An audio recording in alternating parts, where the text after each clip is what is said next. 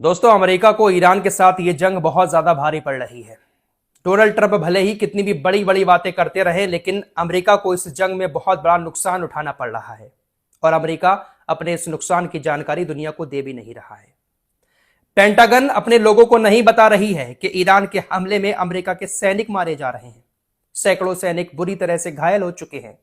America के लड़ाकू विमान F-35 जैसे लड़ाकू विमान ईरान की मिसाइलों की चपेट में आ रहे हैं। 48 घंटे से भी कम समय के अंदर ईरान ने 4 MQ-9 रीपर ड्रोन अमेरिका के मार गिराए। MQ-9 रीपर ड्रोन दुनिया का सबसे महंगा ड्रोन है। ईरान इस जंग के दौरान अमेरिका का बहुत बड़ा नुकसान कर रहा है, लेकिन पेंटागन अपने देश के लोगों को इसकी जानकारी नहीं दे रही है। हालांकि IRGC की तरफ से लगातार दुनिया के सामने सबूत रखे जा रहे हैं। IRGC लगातार ये बात कहती है कि आज के हमारे हमले में अमेरिका को इतना नुकसान हुआ, अमेरिका को इतना नुकसान हुआ, लेकिन IRGC की बात को ज्यादा लोग सीरियस नहीं लेते हैं, क्योंकि ये जंग है और इस जंग में दोनों लड़ने वाले अपने आंकड़े ज्यादा बड़ा चढ़ाकर बताते हैं, इसलिए ज्यादा यकीन लोग नहीं कर पाते हैं। लेकिन खुद अब अमेरिका का मीडिया अमेरिका के नुकसान के बारे में लिखना शुरू कर चुका है। न्यूयॉर्क टाइम्स ने लिखा कि जॉर्डन के बेस पर ईरान ने जो हमले किए थे, उस हमले में कई सारे अमेरिकी सैनिक मारे गए, बहुत सारे अमेरिकी सैनिक घायल हो गए और बहुत बड़ा नुकसान अमेरिका की सेना को जॉर्डन के बेस पर हुआ है। लेकिन पेंटागन ने यह जानकारी अपने देश के लोगों से छिपाई। अमेरिका का सबसे बड़ा मीडिया हाउस न्यूयॉर्क टाइम्स अपनी रिपोर्ट में लिखता है कि अमेरिका के अधिकारियों ने हमें बताया कि हमने इस जानकारी को जानबूझकर छिपाया, क्योंकि हम नहीं चाहते कि यह जानकारी सार्वजनिक हो, ईरान के पास पहुंचे, जिससे ईरान का हौसला बढ़े और आगे ईरान इसी तरह के और हमले हमारे ऊपर कर सके। अगर हम पूरी जानकारी दे देते हैं कि हमें इतना इतना नुकसान हुआ, हमारे इतने सैनिक घायल हुए, इतने हमारे विमान मारे गए, तो ईरान उन्हीं जगहों पर दोबारा से हमला करेगा, क्योंकि ईरान को फिर इस बात का अंदाजा हो जाएगा कि हमारे बेस पर किस जगह पर हमला करना है। इसीलिए हम पूरी जानकारी दुनिया के साथ शेयर नहीं कर रहे हैं। समझौता होने के बाद अब ये जो दोबारा से जंग शुरू हुई है, तब से लेकर अब तक अमेरिका सिर्फ 4 सैनिकों की मौत ऑफिशियली कबूल कर रहा है। हालांकि कई सारे सैनिक हमले की चपेट में आए हैं। IRGC का तो यह कहना है कि दर्जनों सैनिक मारे गए हैं। सीरिया के अंदर हमला किया IRGC ने, वहां पर IRGC दावा कर रहा है कि अमेरिका के कई सारे सैनिक मारे गए हैं, लेकिन अभी तक ऑफिशियली सिर्फ 4 सैनिकों की मौत की बात अमेरिका ने कबूल की है। यही बात अमेरिकी अखबार न्यूयॉर्क टाइम्स लिख रहा है कि पेंटागन अपने नुकसान की पूरी जानकारी नहीं दे रहा है। दोस्तों, हमले की खबरें ज्यादातर कुवैत और बहरीन के बेस पर आ रही हैं, लेकिन जॉर्डन के बेस पर सबसे ज्यादा नुकसान अमेरिका को उठाना पड़ा है, क्योंकि जॉर्डन के बेस पर सबसे ज्यादा लड़ाकू विमानों के हैंगर मौजूद हैं। लड़ाकू विमान वहीं पर ज्यादा खड़े रहते हैं। अमेरिका के सैनिक भी वहां पर बहुत ज्यादा तैनात हैं। जॉर्डन पर जो हमले किए हैं ईरान ने, वो सटीक हमले थे और हमले ऐसे थे कि जिनको जॉर्डन की सेना भी नहीं रोक पाई, अमेरिका के एयर डिफेंस सिस्टम भी नहीं रोक पाए। इसीलिए जॉर्डन के बेस पर सबसे ज्यादा नुकसान हुआ है। पिछली रिपोर्ट में मैंने आपको बताया था कि 2 अमेरिकी सैनिक मारे गए, 1 अमेरिकी सैनिक लापता था। सेंटकॉम की तरफ से अब जानकारी दी गई है कि जिस अमेरिकी सैनिक के लापता होने की खबर थी, उसकी बॉडी के कुछ अवशेष मिल चुके हैं। अब उसकी पहचान की जा रही है कि आखिर ये कौन सा सैनिक था। यानी अमेरिका का जो सैनिक लापता हुआ था, वो ईरान के हमले में पूरी तरह से उड़ गया। अमेरिका के उस लापता सैनिक के बॉडी पार्ट मिलना शुरू हो गए हैं। मौत कंफर्म हो चुकी है। इससे आप अंदाजा लगा सकते हैं कि हमला कितना खतरनाक था कि अमेरिका का वो सैनिक लापता हो गया। लापता वैसे नहीं हुआ था, बल्कि उसके बॉडी पार्ट अलग अलग जगहों पर जाकर गिरे थे। बॉडी पार्ट मिल रहे हैं। हमला कितना खतरनाक होगा, इससे अंदाजा लगाया जा सकता है। अब IRGC ने यहां पर एक और बड़ा खेला कर दिया है। IRGC ने जॉर्डन के लोगों का शुक्रिया अदा किया है, जॉर्डन के आम लोगों का और जॉर्डन के सैनिकों का।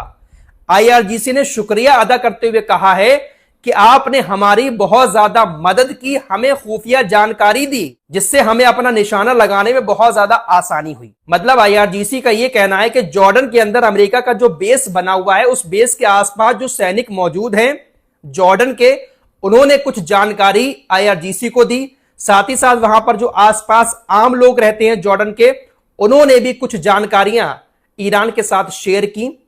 उसकी मदद से ईरान ने जॉर्डन के बेस पर जो हमला किया, उस हमले में जॉर्डन के अंदर अमेरिका के बेस को बड़ा नुकसान पहुंचा।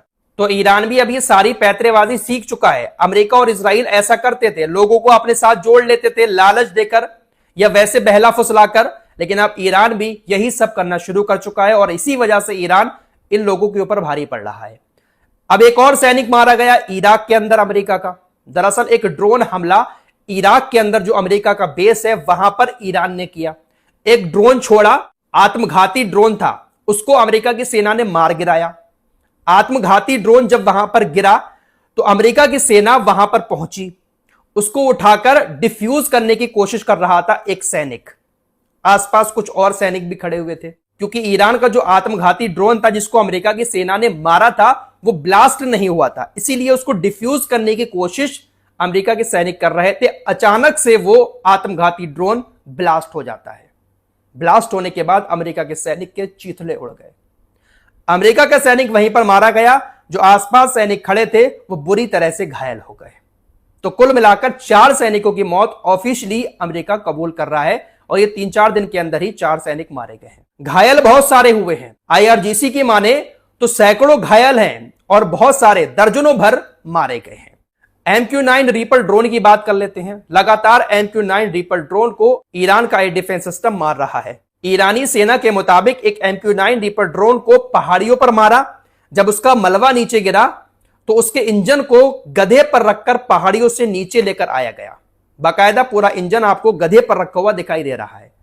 ऊंची पहाड़ियों पर गिरा था, वहां पर कुछ जाना पॉसिबल नहीं था, तो गधों के जरिए वहां पर पहुंचा गया और इंजन को वहां से लेकर नीचे आया गया। MQ-9 रीपर ड्रोन का सबसे मेन पार्ट जो है वो यही इंजन है। अब हो सकता है कि इससे रिवर्स इंजीनियरिंग के जरिए ईरान इसी तरह का एक ड्रोन तैयार कर ले, इसीलिए इसके इंजन को बरामद किया गया है। तो ऐसे लगातार ईरान अमेरिका को नुकसान पहुंचा रहा है। अब अमेरिका का इतना नुकसान देखकर डोनाल्ड ट्रंप बौखला चुका है। सैनिकों की जान गई, जिसके बाद अमेरिका की सेना ने ईरान के ऊपर भारी हमले कर दिए। तबरीज और इस्फहान एरिया में अमेरिका की सेना ने भारी बमबारी की। ये वो इलाके हैं जहां पर ईरान के मिसाइल बेस बने हुए हैं। हालांकि मिसाइल बेस काफी अंदर है। अमेरिका की सेना ऊपर से जो बमबारी करती है उस बमबारी में ईरान के मिसाइल बेस को ज्यादा नुकसान नहीं पहुंचता है। फिलहाल कुल मिलाकर बात यह है कि ईरान इस जंग में भी अमेरिका के ऊपर बहुत भारी पड़ रहा है। नुकसान अमेरिका का बहुत हो रहा है, लेकिन अमेरिका उस नुकसान को दिखा नहीं रहा है। हालांकि नुकसान ईरान का भी हो रहा है। ऐसा नहीं है कि जंग में नुकसान ईरान का ना हो रहा हो। जब जंग होती है तो नुकसान बहुत ज्यादा दोनों तरफ होता है। नुकसान ईरान का भी हो रहा है, लेकिन ईरान बड़ा नुकसान अमेरिका का भी कर रहा है। जो आज तक कोई देश नहीं कर पाया अमेरिका के साथ, वो ईरान कर रहा है। रही बात स्ट्रेट ऑफ हॉर्मुज की, स्ट्रेट ऑफ हॉर्मुज में 2 जहाजों पर IRGC ने हमला किया। हमला करने के बाद ईरान की नेवी ने कहा कि ये दोनों जहाज अमेरिका के प्रेशर से उस रास्ते से गुजरने की कोशिश कर रहे थे जो रास्ता हमने नहीं बनाया है।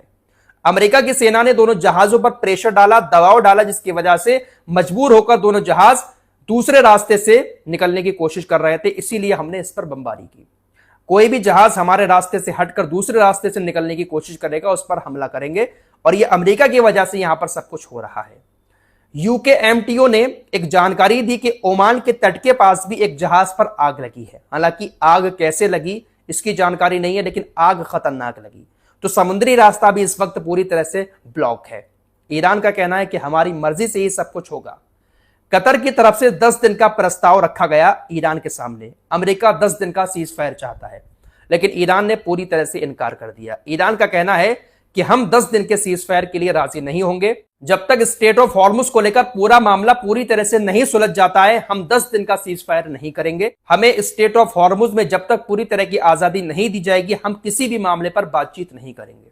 अमेरिका 10 दिन का सीज फायर मांग रहा है, ईरान इनकार कर रहा है। इससे अंदाजा लगाया जा सकता है कौन ताकतवर है और कौन कमजोर है। फिलहाल के लिए इतना ही। कुछ और खबरों के साथ फिर हाजिर होंगे। अपना ख्याल रखिएगा। अल्लाह हाफिज।